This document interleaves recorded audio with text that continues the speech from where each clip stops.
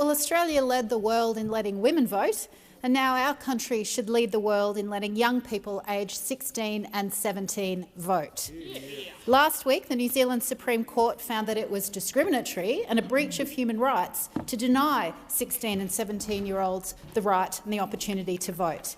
Now, Australia doesn't have a National Bill of Rights, something that the Greens would like us to have, but the argument is the same. People should have a say on decisions that affect them. Young people are more politically aware than ever before, and they will be directly disadvantaged by, amongst other things, climate change, cost of living pressures, the cost of getting an education, responses to sexual assault, gender inequality, and growing housing unaffordability. 16 and 17-year-olds make a significant contribution to Australian society. They can work, they can drive, they can pay taxes, they are carers, they are students, they are renters. At 17, they can fight in wars. And yet currently they are denied a say in who represents them and how their tax dollars are spent. Young people inherit a planet and an economy impacted by decisions that they have no say in. Now, detractors often say kids don't even understand politics, but young people have found ways to work outside the electoral system to call for the changes needed to protect their futures.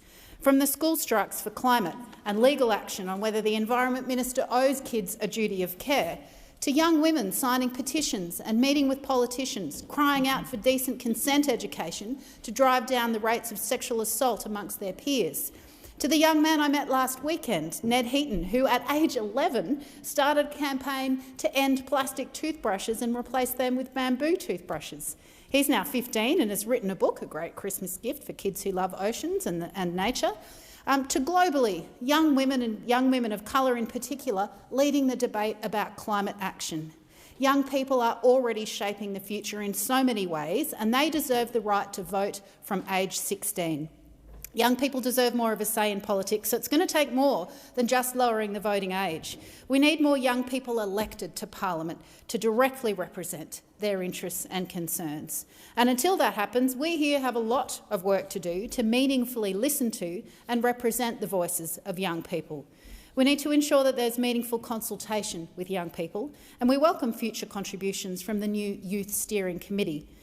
We need to make Parliament a safe and respectful place that young people actually aspire to work. Earlier this year, Plan International Australia found that 72% of young women did not feel that politics is an equal or inclusive space for them. Now, we know from experiences in other countries that lowering the voting age actually increases political engagement amongst young people, and that increased commitment stays with them throughout their life. It is good for democracy. Other countries allow people under the age of 18 to vote: Brazil, Cuba, Austria, Malta, Scotland. And in the wake of last week's court decision, New Zealand will introduce laws to lower the voting age. Australia should follow their lead. Young people get it, they just don't get a say. Let's change that.